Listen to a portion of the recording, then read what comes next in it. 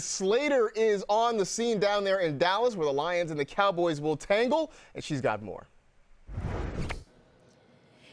Today's game against the Detroit Lions marks the return of Cowboys quarterback Dak Prescott, who's missed 5 with a thumb fracture. And as we talk about the importance of him getting his rhythm and timing back, it was Ezekiel Elliott, his running back, who said, why not run the ball when you've got this offensive line and the 1-2 punch of both he and Tony Pollard. Also consider this, the Detroit Lions are one of the worst in the league at allowing the run game. And then when we talk about that run game, well, the Cowboys haven't been too good at slowing it down either.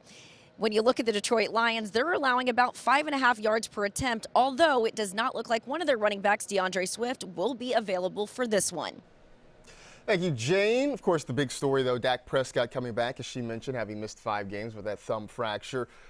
If you've got Dak, you're probably starting him. You've got 4 quarterbacks on a bye. My question, though, is what does this mean for some of the other guys, say a Michael Gallup, some of the other peripheral pieces?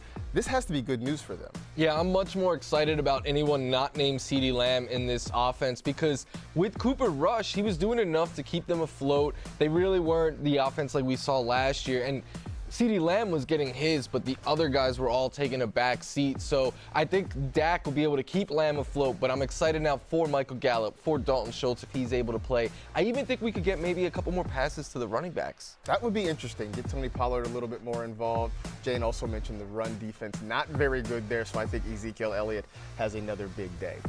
Hey, today is a holiday. In case you didn't know, it is National Tight End Day. That is why we are sporting these shirts right now. The holiday created by George Kittle, and it's only fitting that 2 of the top tight ends in the game are facing off against one another. It is going to be Travis Kelce against George Kittle, the Chiefs against the 49ers in Santa Clara. Of course, that's not the only big news surrounding the 49ers. They swing a deal for Christian McCaffrey, trading him away from Carolina to San Francisco. James Palmer is in Santa Clara previewing that game, and here's what James had to say. What everybody wants to know is how much run is Christian McCaffrey going to get with just a handful of days joining the San Francisco 49ers? Well, my understanding is it might be a lot. He has a very high football IQ, and talking to people close to him, they believe it could be 1 meeting, maybe 2 meetings with the playbook to really start getting a mental grasp of what he needs to do within this offense. He did just watch half of a practice on Friday, but there isn't a whole lot of concern to my understanding. Let's go on the other side with the Chiefs switching running backs and Isaiah Pacheco, their rookie, now going to start for this game. When I talked to the Chiefs brass in training camp, they told me he has the ability with his size and his speed to make an impact in his rookie year, similar to Kareem Hunt in 2017 when as a rookie he led the Chiefs in rushing and led the NFL in rushing. He had to pick up some of these protections. He had to work on some other aspects of understanding the NFL blocking schemes. But now Isaiah Pacheco gets a chance to live up to what some of those guys in Kansas City believe he has the potential to do. Thank you, James. Let's start with the Christian McCaffrey news, and he's saying that it sounds like McCaffrey may have a significant role. I know you're getting a lot of questions. I'm getting a lot of questions. Just flat out, are you comfortable starting Christian McCaffrey, even though he's only been in San Francisco for a couple days? Yeah, I am. He's Christian McCaffrey. 1, we know how great he is. 2, we know how great the Kyle Shanahan run system is. And I have a feeling they're going to be like, hey, Christian, get open. Like, this is a huge game for the Niners. They're 3-3 right now. They're going up against the Chiefs. They're underdogs, but they're trying to win this division right now. And this is a huge game. I think unless you have 2 other great options at the running back position, you go with Christian McCaffrey. So, like some questions I'm getting, for instance, would you start Christian McCaffrey over, say, Raheem Mostert? Yes, I would go CMC. Okay, I would probably do that as well. Would you start Christian McCaffrey over, say, a Kenyon Drake this week? Now with Gus Edwards activated, I would take the upside shot on CMC. I got someone asking me like him or Najee Harris, and that was one that I was like, that's a tough one. That's a little bit tougher one. But for the most part, you're probably starting Christian McCaffrey if you've got him. The other news that James touched on, Isaiah Pacheco is expected to get the start today for the Kansas City Chiefs. He sort of swapping spots on the depth chart with Clyde Edwards-Helaire. A lot of folks getting excited about him. Would you be eager to rush him into a lineup? I would prefer to take a wait-and-see approach if possible, but I understand with the buys you might not be able to. The report said that CEH is still going to remain heavily involved. I think Jerick McKinnon is going to be the odd man out. For right now, I think both Pacheco and Clyde Edwards-Helaire, I would view them more as flex options.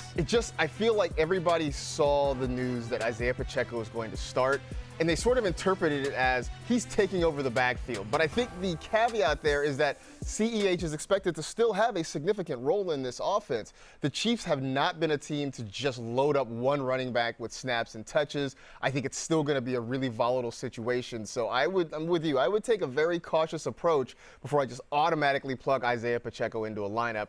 On top of it, it's just a tough matchup, too. Yeah, and leave it to the couple of running backs to usurp National Tight Ends Day. Right? Come on! It's National Tight Ends Day. Give those guys give them their shine. Allow them to have their opportunity. All right, it is time for Waiver Wire presented by KFC. Here's a look at some of the notable players that are available in 50% or more of NFL.com leagues. Justin Fields, tough matchup against New England on Monday night. Couple of Broncos running backs, Latavius Murray and Mike Boone, in a situation that has become very messy. Alec Pierce, who looks like he's emerging in Indianapolis. Josh Reynolds with a good opportunity against the Cowboys. Michael Gallup, now that Dak is back, certainly more attractive. Evan Ingram in a revenge game. And Mike Gesicki, who had a pair of touchdowns last week. But for your Week 7 waiver wire hero, are you going there or are you going off menu? I'm going to stay on menu today. I'm going to go with Evan Ingram of the Jacksonville Jaguars. I think he needs to be picked up, especially because he's a tight end, and we know how up and down the tight end position has been this year.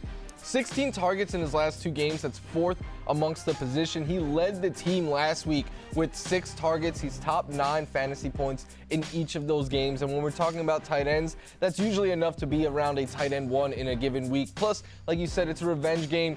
And the Giants are middle of the pack against the tight end. So if Evan Ingram's getting the volume, I think he could do enough damage where you'll feel comfortable with him in your lineup. Well, I'm also going to stay on menu, and I'm going to go with Alec Pierce there in Indianapolis. And we saw him really have a breakout game last week against Jacksonville, catching what was the game-winning touchdown for Indy. But more importantly, and you've talked about this, it looks like he has earned Matt Ryan's trust in that offense. It's a passing game that needed a complementary piece to Michael Pittman. I think they found it, and the matchup is very good against a Tennessee secondary that has struggled for much of the year.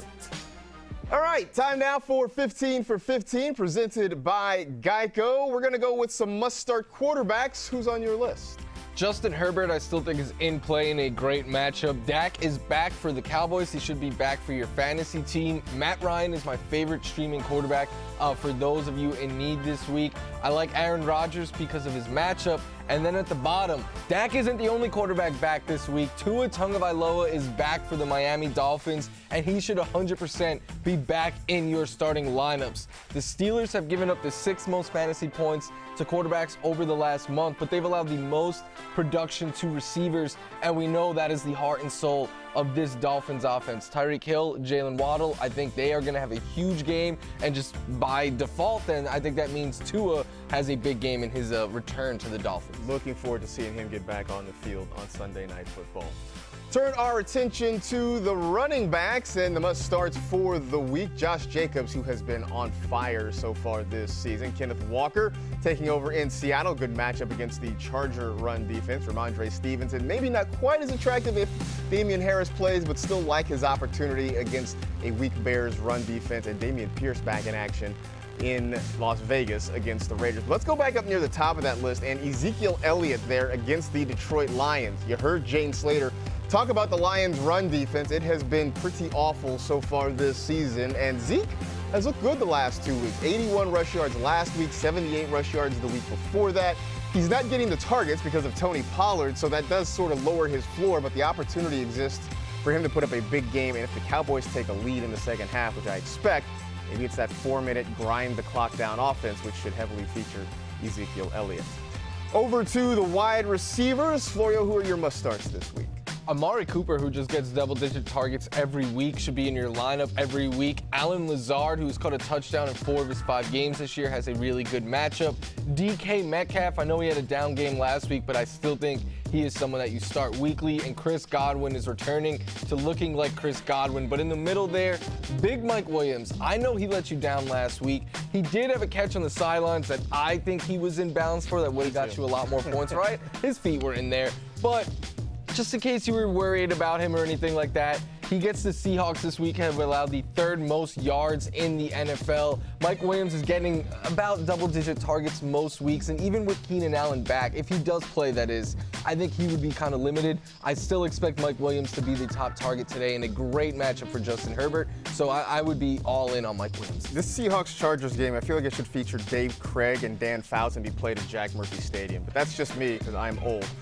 Over to tight ends, the must starts for the week there. George Kittle, because why not? It's National Tight End Day. Hayden Hurst, who's been a nice streaming option the last few weeks. We are still on the Kyle Pitts train. He scored a touchdown last week. Let's hope for a double up this week against the Cincinnati Bengals. And Evan Ingram, we talked about the revenge game factor there. But I want to focus in on Gerald Everett, who has continually been a nice part of the Chargers passing game. We wait to see what's going to happen with Keenan Allen, if he's able to get on the field, and even if he does, how effective he potentially can be. The Chargers are looking for pass catchers. Josh Palmer is hurt. They were using Michael Bandy as a guy to catch some passes last week, but this means a good opportunity for Gerald Everett. We've talked about the Seahawks defense. It has been very accommodating to pretty much all positions, but especially to tight ends. You see that giving up 24.1 points per game to the position this season. That is the most in the NFL. Gerald Everett quietly putting together a nice campaign. I think that continues this week. Time to take a look at our Twitter poll for the week. Normally it's you asking us questions. This is our turn to ask you a question. And this week the question is, which returning quarterback will score more fantasy points today? Is it Dak Prescott against the Lions? Is it Tua Tagovailoa against the Steelers? I don't know about you. I think I'm gonna roll with Dak in this one. I'm leaning slightly towards Tua, but this is one that I think will be very close in the results. Yeah, I think the result's gonna be very close. Look forward to seeing that. We will let you know how the voting goes throughout the show. Let's take a quick break. And there is Taylor Heineke getting loose. He will get the start for the Washington Commanders as they take on the Green Bay Packers today. I was going to say in the nation's capital, but they play like in Maryland. So I guess it's not really the same. Trevor Lawrence, still waiting for him to become the generational quarterback we have heard he could be, but he's certainly improving, not to take away from him. And he's going to take on the Giants, see if the Jaguars can't chop down a big tree. The Big Blue coming in at 5-1. We got some burning questions coming up next. Stick around for that on NFL Fantasy Game Day, presented by Geico.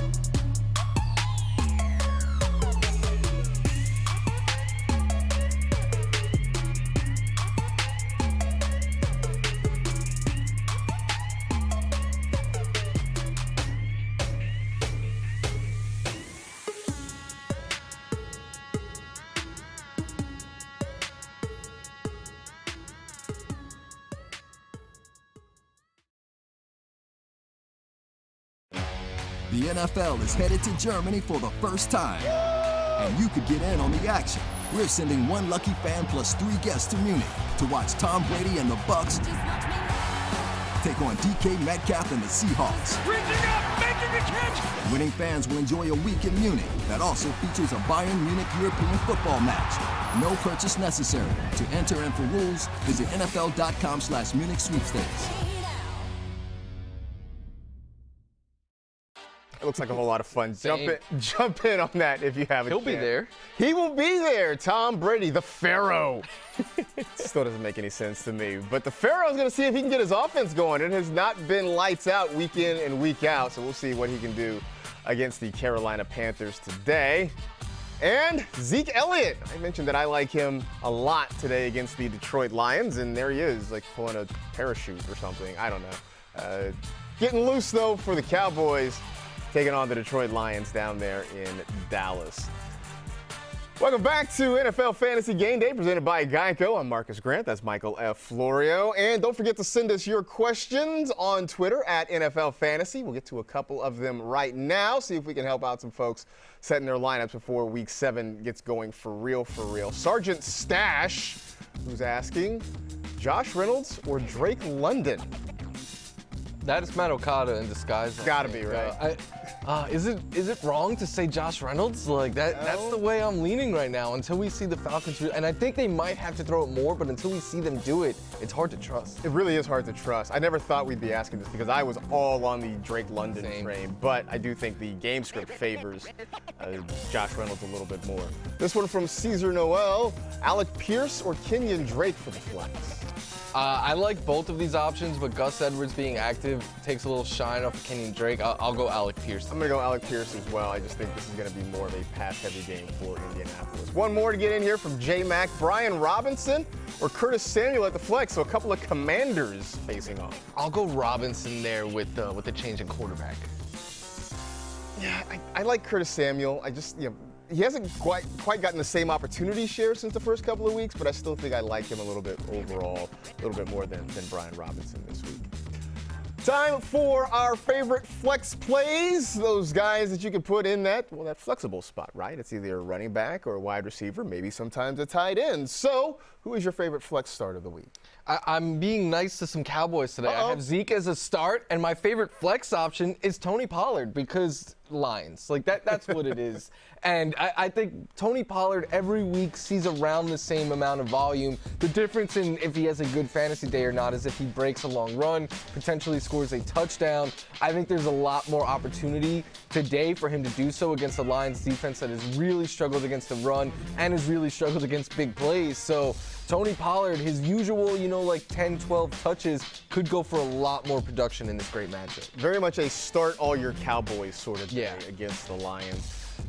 Florio mentioned that Gus Edwards is back for the Baltimore Ravens, but I still like Kenyon Drake as a flex start this week. We saw what he did coming in on short notice last week against the Giants. They have a much better run defense than the Cleveland Browns do, and this is a Ravens team that still wants to run the football a lot. So I think with Edwards having had that long layoff and seeing how they took it pretty slow with J.K. Dobbins, I think you still see a whole lot of Kenyon Drake in this game. It's a very good matchup, so I think he should very much be in your flex spot there. Top of this block, we saw Tom Brady getting loose for the Buccaneers. They're down in Charlotte, taking on the Carolina Panthers. Also in Charlotte, checking this one out, is Sarah Walsh, and she filed this report. Greetings from Carolina, where you can expect the Buccaneers defense to want to come into this stadium today and make a statement, especially after the way that they have played the last 2 weeks. And they're going to get P.J. Walker as the Panthers quarterback. Walker making back-to-back starts for just the first time in his NFL career. He will not have the help of Christian McCaffrey, who has been shipped off to the West Coast. On the Buccaneers offensive side of things, they really want to start trading those field goals for touchdowns. Expect to see the Bucs try to get Mike Evans involved, as he was not really involved last week, and Brady has said that he has to find other options if he can't get the ball to Mike. This is a Buccaneers offense, last in the league in rushing the football, although Leonard Fournette has been active. He was the only Buccaneer to score a touchdown last week and has done his part on the receiving end of things, but they would like to get that run game going, certainly far better than we've seen so far this season. Thanks, Sarah. That gets us to our burning questions for the week. The first one has to do with the other team in Florida, one of the other teams in Florida, Tua Tagovailoa, who is back after missing time with a concussion. What should we expect from the Dolphins offense now that Tua is back? I think we should expect a lot of points tonight. Tua is my dark horse candidate to finish as the best quarterback in Week 7 in fantasy purposes, because we've already seen what the receivers here can do. Tyreek Hill and Jalen Waddle coming off of huge games where they were playing with the second and third string quarterbacks, because we know you get the ball to these guys, they could do a lot of damage, but Tua brings the deep ball element back as well against a team that has really struggled against receivers. That's the part to me that really is going to take off, I think. It's that vertical element, because as you mentioned, it was Teddy Bridgewater, it was Skylar Thompson. They knew enough to get the ball to Tyreek Hill in space and let those guys work. But now you do have that threat of either one, Tyreek Hill or Jalen Waddle, taking the top off this defense and Tua getting it to them downfield. So I think you are going to see a little bit more of an explosive Dolphins attack. Next one. What should fantasy managers be doing when you look at the wide receivers on a bye? I mean, just a smattering of them. Stephon Diggs, Cooper Kupp, Justin Jefferson. We can throw A.J. Brown on that list, Devontae. It's a deep list of wide receivers that are on bye. How should fantasy managers handle this? You just got to stream, and I'm in the same boat as a lot of you. I have a bunch of teams with Diggs and Cooper Kupp and Justin Jefferson because I was all about taking a wide receiver in round 1 this year. Week 7, it's going to hurt. Like, looking at your lineup and being like, I have Corey Davis or Wan'Dale Robinson or maybe a higher option like a Michael Gallup, something like that in those places. Yeah, you're not going to get the same production. You can't replace those guys. You just got to stream and hope for the best. The good news is you probably only have one of those guys. Chances are you don't have Diggs and Kupp and or Jefferson. So at least, hopefully you won't have as big a hit in that lineup, so you were hopefully proactive and able to get out on the waiver wire. If not, there are some guys out there. If anything, wide receiver is deep. So if there's any spot you could be missing some guys, it's probably that one, and still figure out a way to be okay. Time for another break, but actually, no, we have one more burning question. I'm getting ahead of myself. Marcus Mariota had a good week last week against the 49ers. In fact, he ended up being one of the offensive players of the week. Can he do it in back-to-back weeks, though? I mean, he certainly has the potential, but I'm not banking on it. If he does, it's going to come at he's going to have a long run, a rushing touchdown, something like that. That's what's been keeping him afloat, because the last 3 weeks, he's averaging 19 pass attempts per game, and he has not topped 150 passing yards in any of those.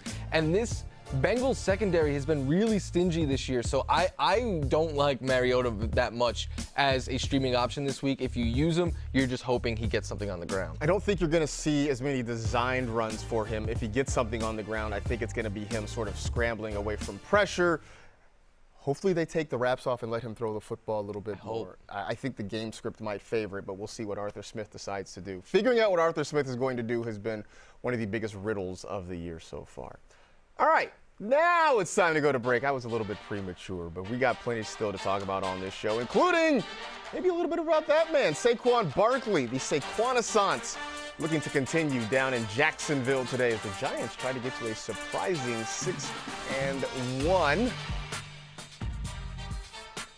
And on the other side, Christian Kirk getting loose. I like those Jaguars uniforms. They're so nice. They're kind of nice. The teal with the black helmets, I think it's a good look for the Jaguars. They have not always been the best when it comes to uniform choices, but this one's a pretty good one.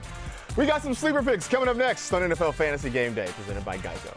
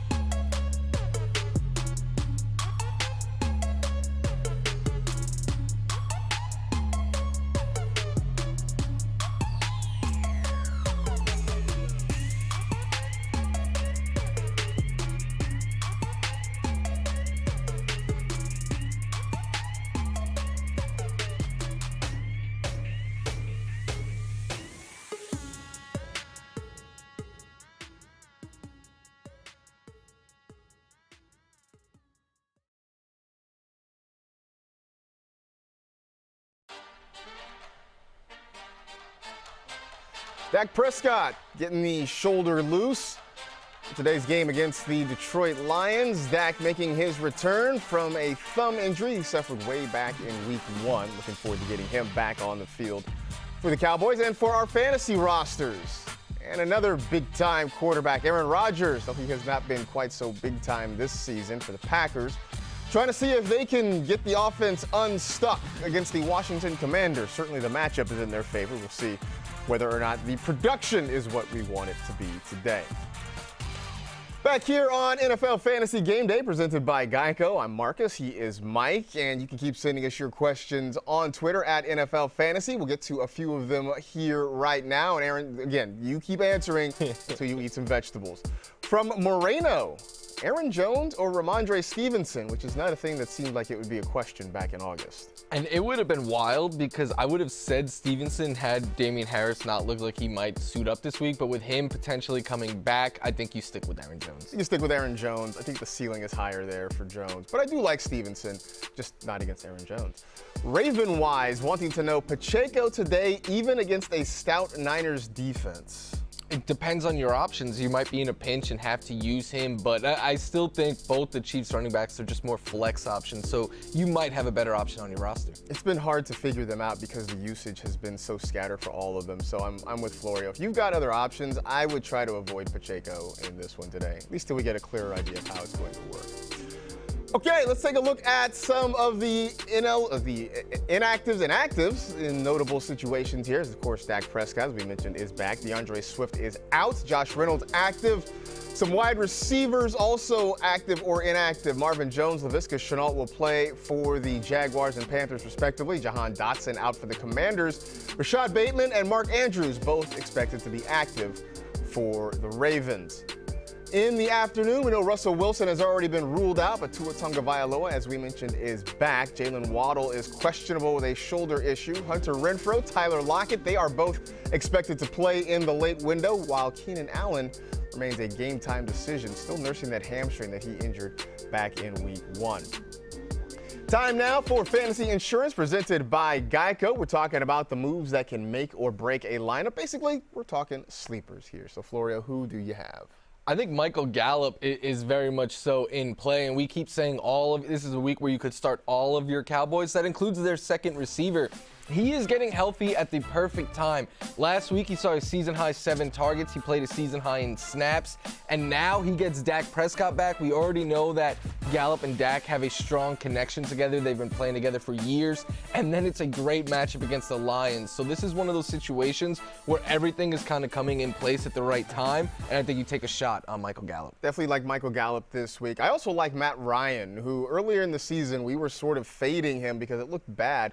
But all things considered, he's actually had 3 350-yard passing games. Now, the turnovers are what had limited him fantasy-wise, but he didn't turn it over last week. And the Tennessee Titans not really forcing a lot of takeaways so far this season. So this feels like a situation where Matt Ryan can put together back-to-back good games. And the emergence of Alec Pierce, I think, has gone a long way toward helping this Indianapolis passing game. That gets us to Pause or Panic Team Edition. We're going to go through some teams that have not lived up to the hype so far this season, and we'll decide whether or not we can just pause and be patient and expect things to turn around, or whether we should just freak out and panic a little bit about what's going on. So, you ready to start? Let's do it. All right, let's go with the Green Bay Packers. We saw Aaron Rodgers at the start there, and the Packer offense has not at all been what we wanted it to be. Pause or panic here? I'm panicking to an extent. Like, I don't think the season's over or anything for Green Bay, but this was a team that was coming in with Super Bowl aspirations, and right now they're anything but a Super Bowl contender. And for fantasy purposes, it's way worse than we anticipated. Aaron Rodgers is looking like a QB2 right now. Aaron Jones is like a volatile RB1, whereas A.J. Dillon isn't really useful. And the receivers have been solid, but like this has not been the offense we thought it would be coming in. Not at all. The wide receiver room is still trying to work itself out. The usage between the running backs has been scattered at best. And you're right, Aaron Rodgers has not been able to just elevate everybody in this offense. So I'm mildly panicked there. That stat right there is crazy. Only Bob Tunyon inside the top 18 by position. That's wild. Yeah. And that actually says more about tight ends than I think it does about Robert Tunyon. The Baltimore Ravens have been sort of up and down. Lamar Jackson, Mark Andrews, they've been great. Everybody else, not so much. Pause or panic here? I'm going to pause with the Baltimore Ravens. Look, Lamar's still playing like an MVP candidate for much of this season, but he's been without his wide receiver one for the last couple of weeks, Rashad Bateman, who's going to be back now. Their running backs have been a mess, but I know J.K. Dobbins out hurts, but Gus Edwards is healthy. It looks like they may have found something with Kenny and Drake here, so I'm still going to just pause on the Baltimore Ravens. I'm paused on the Ravens because I don't know that it's much different than what we thought it was going to be. We knew Lamar was going to be good. We knew Mark Andrews was going to be good. We hoped Rashad Bateman could add something. Devin Duvernay's been sort of a nice bonus when he's played well. The running backs were even sort of a question mark. So I think we've gotten what we thought we would get out of the Ravens. I'd like to see more. It'd be great. Yeah. But I'm going to pause on this because I don't think it's really that bad in Baltimore. Meanwhile, the Rams have not at all been what we thought. Pause or panic here? Full out panic on the Rams. How could you not be panicking on them? Outside of Cooper Kupp and Tyler Higbee, this team has been an awful, awful team for fantasy purposes. I was telling Marcus before the show, I have a stack. I thought I was a genius building the Stafford to Allen Robinson stack. Yeah, neither one of them you could even trust on a week-to-week basis. You can't trust any of the running backs. I mean, Ronnie Rivers is a guy now that we're talking about for fantasy purposes. Like, it's all bad right now in LA. It is all bad in LA. They have had issues along the offensive line, injuries, reshuffling there. They can't get consistent protection. Half the time Stafford drops back to pass, it looks like a fire drill. Allen Robinson, we've completely had to reevaluate our expectations of him to the point that now we're talking about him as maybe a wide receiver 3 at best. We're sort of trying to justify what we're getting out of Allen Robinson. You're right. It's Cooper Kupp, it's Tyler Higbee, and that is it. It's absolute panic there. Last one, the Denver Broncos. This feels like an easy answer for pause or panic. This is the only team more panicking right now than the Rams is the Denver Broncos, and especially if we're talking fantasy purposes. Russell Wilson went like 100 games before he missed a game with the Seahawks. He didn't even get to go 7 with the Denver Broncos before having to miss a game. They have 3 running backs. We don't know which one Nathaniel Hackett's going to use at a given moment. With Wilson struggling, the receivers have not been a thing. The tight ends haven't been a thing. Really, the only Bronco I think you could even consider starting this week is Courtland Sutton, outside of their defense, and I don't feel great about that. Our own Joel Smith, who does a great job in research, tweeted on Saturday that Russell Wilson was ruled out and Courtland Sutton's projection went up. Yeah. That tells you a lot about how that offense is going. This is full-on panic. I don't want any part of it. And you talk about drafting a Stafford Robinson stack. I drafted a couple of Russell Wilson, Courtland Sutton stacks thinking that I was going to be ahead of the curve and feeling great about life. No, I'm questioning my decisions all over the place now because of that. It has been brutal for the Broncos. And coming in, Courtland Sutton looked like the more questionable one of right? Of that we stack. thought, okay, man, he might be the one to let us down. Nope, that's not the case. Let's check in on our Twitter poll over at NFL Fantasy. We asked which returning quarterback will score more fantasy points today. And right now, Dak Prescott with a pretty sizable lead over Tua Tagovailoa. But you can go and keep voting. Head over to NFL Fantasy and cast your vote on that one right now. Next on NFL Fantasy Game Day, though, we are going to keep rolling along. We're going to preview the 49er Chiefs tight end matchup here on National Tight End Day. CeeDee Lamb, he is not a tight end, but he's good at catching the football. We hope that Dak Prescott throws it through him quite a bit today. And Mike Evans, another guy who I guess could be like a tight end because he's really big and good at catching the football. He has a knack for having big games after disappointing ones. He really does. So we'll see if that's the case today against Carolina. The Buccaneers can get that offense going. Stick around for that and more on NFL Fantasy Game Day presented by Geico.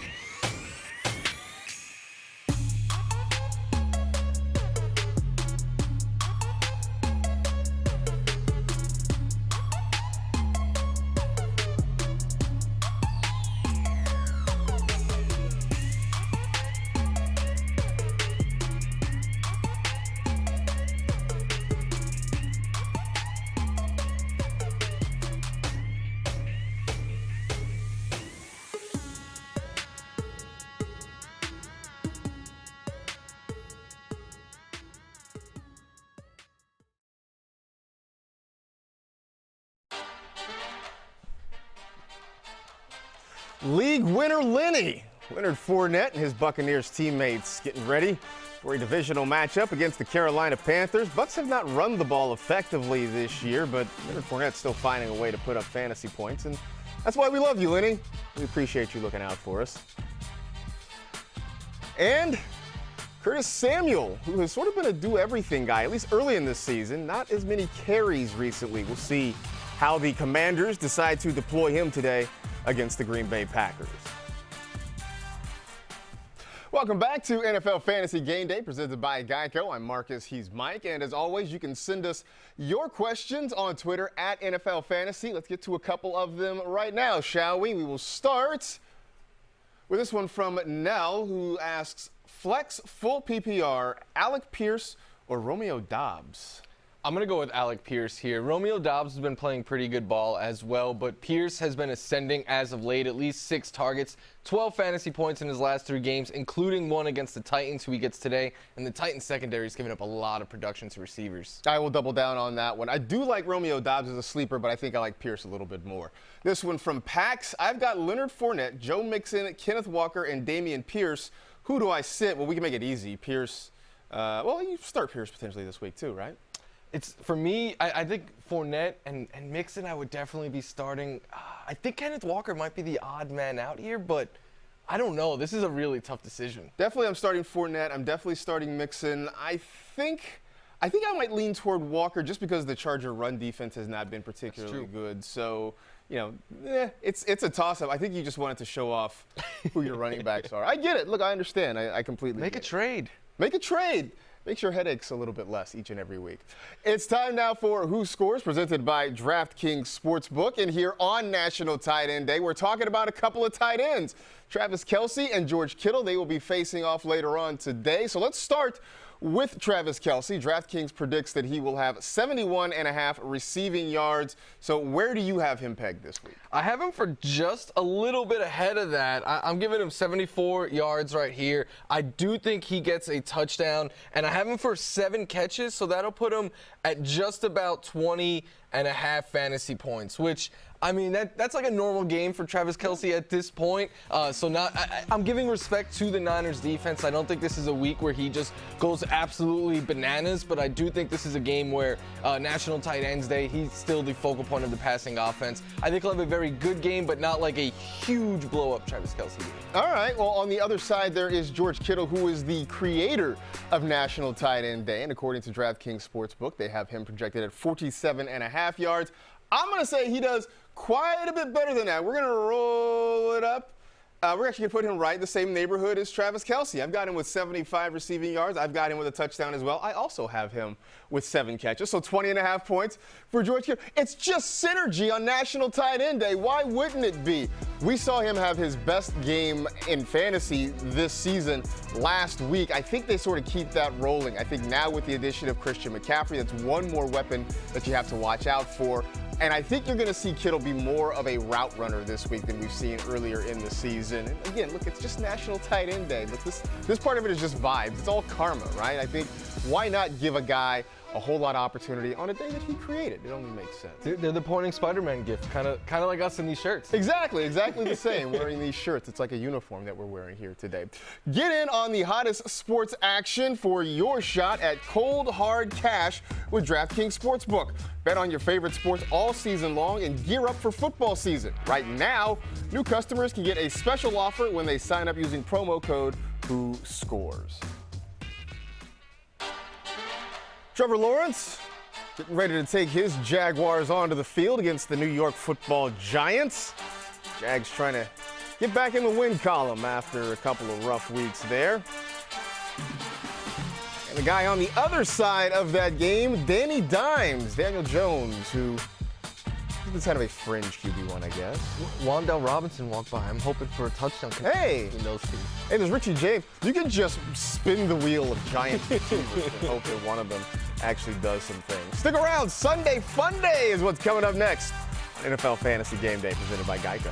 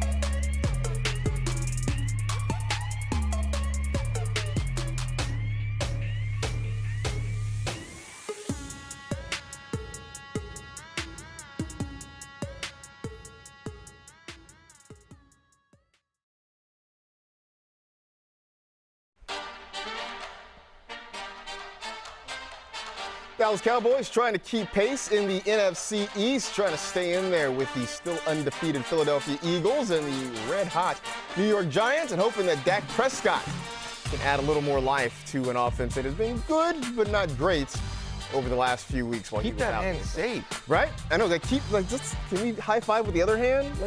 Come on, Dak. We're all counting on you out there today. And Tom Brady, the Pharaoh, according to Pro Football Reference. We're still trying to figure out. If you understand where that reference came from and what it means, please tweet us. Please tweet us at NFL Fantasy and let us know why Tom Brady is called the Pharaoh on Pro Football Reference. We've been wondering for years. You've never heard that. You've never heard anybody call him the Pharaoh ever.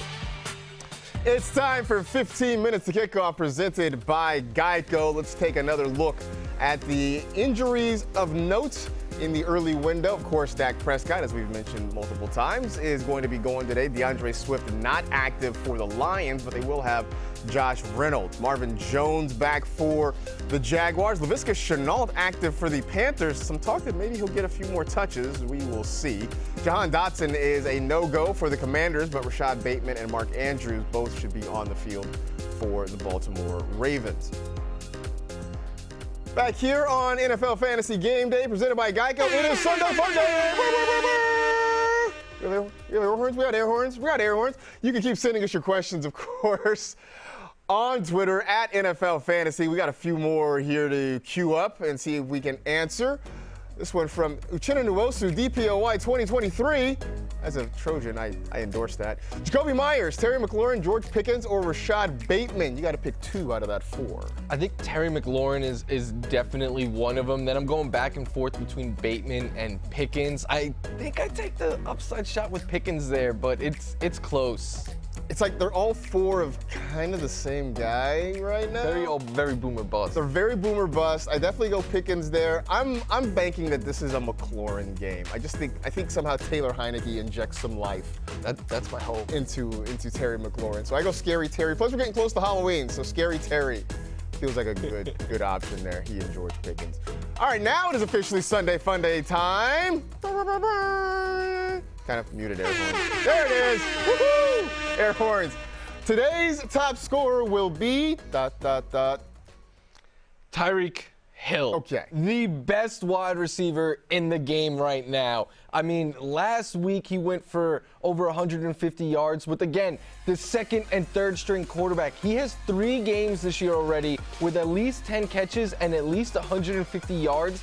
The rest of the NFL, all 31 teams combined, have 3 games like that. So Tyreek Hill is right now just off the charts good. And then he's getting Tua Tagovailoa back, who currently leads the NFL in air yards per attempt. So the deep ball is back against the team that allows the most production to receivers. This is a game where Tyreek Hill can just absolutely go off. Waiting for him to chuck up the deuces on one of these plays coming up tonight against the Steelers. I'm going to go with a quarterback. I'm going to take Lamar Jackson going against the Cleveland Browns. Talked about the Browns' run defense and the fact that it is not particularly good.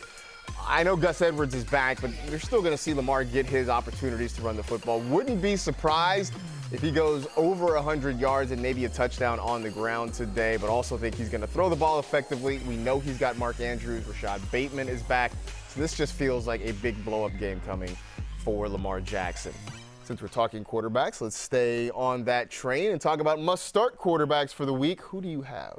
I think Justin Herbert is one that is a must-start quarterback, and coming into the year, it would have been crazy to tell you that because you would have been like, I know. But right now, I think a lot of people are wondering what to do. Justin Herbert's coming off of his worst game of the year. Did not throw a touchdown in a game that went throughout overtime, but the Seahawks are just a great matchup. They've allowed the 3rd most yards per game this season and the 2nd most points per game. We know that they can beat through the air. And Justin Herbert, while he's not the elite option that we thought he would be, I think a lot of that is the rib injury he suffered in week 3. I still think he's too good to sit. Also had just a really rough matchup last week. You and I talked to Daniel Jeremiah before the show today, and he watches a lot of the Charger game. He said, I think the Broncos might be the best defense in the league. They are really that good. My must-start quarterback for the week is Dak Prescott. Hey, I don't know if you've heard, Dak Prescott is back today. He's back from a thumb injury, and he's playing against the Detroit Lions, so we're excited to have him back. I think he's ready to air it out. I think they took some extra time with him. Having Cooper Rush play well means they were able to buy an extra week or two for Dak to get healthy. He comes back against a Lions defense that has been awful. I think he goes off today. What about the quarterback controversy? The non-controversy, the one that was made up just so Dallas Talk Radio hosts had something. Hey, look, I see you. I get it, man. We all got to create content. There was never a quarterback controversy in Dallas at all. Running backs, must starts. Who is yours? Dameon Pierce. And he was out last week because of the bye, so just reminding everyone, like, hey, this guy is awesome. He is an RB1, and he should be in your starting lineup every week. Since week 3, he's averaging over 21 fantasy points per game. That's enough to make him the RB5. He has topped 18 fantasy points in each of those. Lovie Smith already came out this week and we're like, listen, we want to get this guy 20 carries alone on the ground. He's already been getting more targets than Rex Burkhead has been the last couple of weeks. And then the Raiders. This is a game where I think both running backs could go off because it's both favorable matchups. So get Dameon Pierce and Josh Jacobs on the other side in your starting lineup. That's perfect setup because my must-start running back was Josh Jacobs in this one. See, it's just synergy. This is what happens when you work with a guy for a while. Josh Jacobs has been awesome this year. He's got 30-plus fantasy points in back-to-back games. And I'm not going to sit here and guarantee you that he puts up another 30-point game, but the fact remains he has become truly a workhorse for the Raiders. We're not seeing Zamir White. We're not seeing Brandon Bolden or Amir Abdullah. It has been the Josh Jacobs show. And look, while the Texans' run defense has not been abysmal, it's not great either. And I do see an opportunity for Jacobs to continue to get carries. He's getting more targets this year than he has in past years. It's just the Josh Jacobs show, and he needs to be in your starting lineup. Let's talk about wide receivers that need to be in your starting lineup. And we really have changed our tune on Amari Cooper now versus where we were on him in the summer. Yeah, he just keeps eating every week, and I need to eat some humble pie because coming into the year, I doubted him. I had him as a sit the first couple of games. I thought he'd be very boom or bust like he was with the Raiders a couple years ago, but that just hasn't been the case. The wide receiver 6 since week 2, he routinely sees double-digit targets. The matchup, I know it's skewed by the early game against the Dolphins, but on the year, the Ravens have really struggled against receivers. But even more than the matchup, just when you have a guy as talented as Amari Cooper who gets the end zone looks like Amari Cooper gets every week and you're getting double-digit targets, he is a must-start wide receiver each and every week, I think. I also like Donovan Peoples-Jones as a sleeper this week for Cleveland. We've talked a lot about Alec Pierce and what he's meant to the Indianapolis Colts, but let's not forget the main guy there, and that's Michael Pittman Jr. He is my must-start wide receiver for the week. Yes, Alec Pierce has been amazing, but Michael Pittman Jr. was next level last week against the Jacksonville Jaguars, and I think that continues again this week. We keep talking about the Titans secondary, very vulnerable, and Matt Ryan, for as much as he trusts Alec Pierce, he's always trusted Michael Pittman Jr., and I think going to be plenty of targets coming his way. Look, maybe it's another double-digit target game. Wouldn't be surprised if that happens, if he gets you 8 to 10 catches again this week. But whatever, he absolutely should be starting for you. Finding must-start tight ends has not been easy this year. I will look, full disclosure, when we do the homework for this Sunday show and I see my name listed in the box next to must-start tight ends, like I take a deep breath and I'm like, here we go. But we were able to scrounge some out for you. So who is your must-start tight end this week? Was there ever a doubt of who it's going to be? I mean, there's only one player in the NFL I would rip my shirt off for, outside of maybe Josh Allen, and that's Kyle Pitts. And I think Kyle Pitts is in play this week because of two things. One, he caught a touchdown last week. He's now double-digit fantasy points in 2 out of 3 games. But this is more about the game script. I think this is a game where the Bengals will put up points, meaning the Falcons will have to throw more than they have in the last 3 weeks. And then their secondary is really stingy against wide receivers, but they've struggled against tight ends. So if there's ever a formula that equals a good game for Kyle Pitts, it is this one. Trusting Kyle Pitts, I mean, Marcus, what can go wrong? Michael Pruitt. That's what can go wrong. But I do believe in Kyle Pitts. I'm going to stay with the tight end on the opposite sideline in that same game, and that's Hayden Hurst. I know when we talk about the Bengals passing game, we focus on Jamar Chase and T. Higgins, but Hayden Hurst has very quietly carved out a nice role in that offense. The guy who's getting 6+ targets a game pretty much every week. They're using him down near the goal line. The Falcons have struggled against the tight end position. We say this all the time. If you're streaming tight ends, you just want those touchdown looks. You just want that upside near the goal line. Hayden Hurst offers that, and I think he's worth being in your lineup this week. The depending on who your options are. Let's talk some defenses, because defense wins championships, and occasionally it helps you win fantasy championships. Who's your must-start defense this week? We're taking flight, man. We're going with the New York Jets against the Denver Broncos. I'm streaming the Jets in more leagues than I want to admit this week, but the Broncos defense and offense have been allowing the 7th most fantasy points to defenses, and that was with Russell Wilson, who is not playing this week. We've already talked about how the backfield there is a mess. Sauce Gardner is going to be all over Cortland Sutton, I would expect. Quinnen Williams has been making plays. The Jets not only have talent, they're in a great matchup as well. So I say get excited. Get excited for Gang Green for a change. Get excited for the Jets. This is what's happening in Week 7. I haven't been quite as excited for the Packers, but I think this is a week you can get excited for the Packers defense. And I would have said this even if Carson Wentz was still starting for Washington today. No one has been sacked more than Carson Wentz this season, sacked 23 times. Now it's Taylor Heineke's turn to stand behind that offensive line. We sort of know what Heineke can be. He'll make some big plays. He'll also make some questionable throws. If the Packers can get after him a little bit, force some pressure, maybe get some turnovers and a few sacks, I think it's a very good week to have the Packers defense in your lineup. That leads us to bold predictions for Week 7. If you're getting a little bit nuts, where are you going? Kenyon Drake, I know you like him. I think he can rush for 150 yards today. The Browns have given up by far. They're up there with the most yards, touchdowns allowed to running backs, even with Gus Edwards back. I think Kenyon Drake's in play. Mine is that Jimmy Garoppolo is going to be a top 5 quarterback, and I think even more so because Christian McCaffrey is there. The Niners excel at yards after the catch. The Chiefs give up quite a few yards after the catch. So, Jimmy, just get the ball to your playmakers in space and let them work. That'll do it for this edition of NFL Fantasy Game Day presented by Geico. Here come the teams out onto the field. We appreciate you watching. Enjoy Week 7, everybody, and we'll talk to you next week. Play for each other, that's it, man. Get the job done. We fly around, we regulate, we dominate. Time for some football, baby. Into the end zone. Cooper, touchdown, what a catch. Jackson, floater, catch. Andrews, over the shoulder grab for the Pro Bowl tight end. Underneath Fournette, inside the 10, inside the 5, and into the end zone. Leonard Fournette. To the air, and it's intercepted. Picked off by Dante Jackson, his first of the year, and a pick 6 for 26. Mario to look, now gonna loop, and Kyle Pitts on it on U.S. soil. Number 8 has a touchdown. Joe drops back to throw. His pass runs through an arm tackle. Nice. Down the Oh, baby. He's going to take it to the house. Jamar Chase. Williams with a big hole. Jamal Williams, can he take it to the house? Yes, he can. Touchdown, Lions. They're going to get the ball to Pollard. He busts up the middle. He broke a tackle. Chased from behind at the 30. Turns left at the 20. And Pollard with a house call. Under pressure. Hit by Thibodeau. Ball comes loose. And the Giants scramble for it. Kayvon Thibodeau gets his first career sack in big fashion. They give it to Hasty, the third running back, and there he goes, Jermichael Hasty.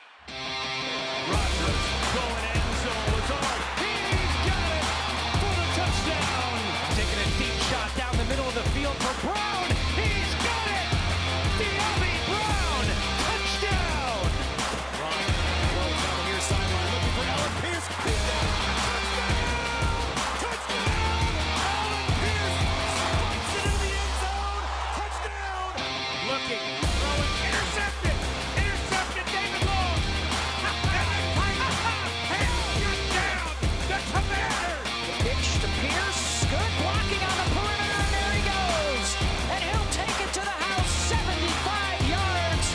Hand off. Jenkins slips into the end zone. Touchdown, Las Vegas. Zach Wilson takes the snap. Hunter handoff. Up the middle goes Brees. He's at the 30. At the 25. Right side 15. 10. 5. Touchdown. Wide open Dulcich. First game in the NFL. Touchdown. Gino will turn around and hand it off. And there's Walker's first big run of the game. And it's a huge hole. He's gone for 69 yards. Here's Eckler. And that is Eckler.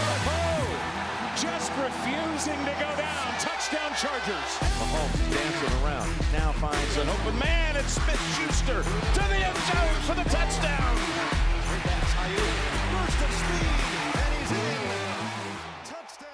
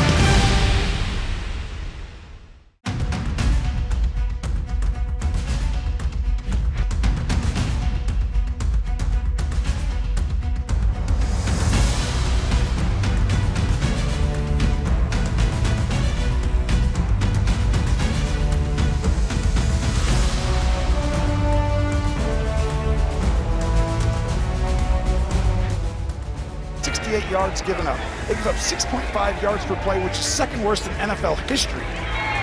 Here's Dak in the pocket. He's slammed down by Hutchinson, and the rookie has his fourth sack of the